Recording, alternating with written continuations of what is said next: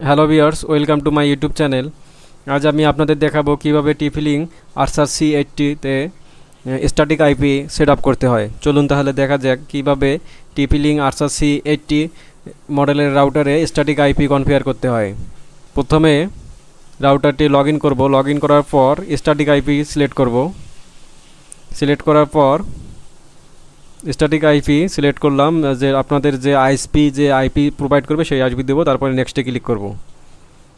নেক্সটে ক্লিক করে IP address এখানে বসাবো। আপনাদের যে আইএসপি যে আইপি দিছে সেই আইপি বসাবো এখানে 172.168.2.3 subnet marks 255.255.255.0 default gateway 172.16.2.1 primary DNS 8.8.8 sorry 8.8 secondary DNS 8.8.4.4 তারপরে আমি নেক্সটে ক্লিক করব। এটাই হচ্ছে স্ট্যাটিক আইপি বসানোর নিয়ম।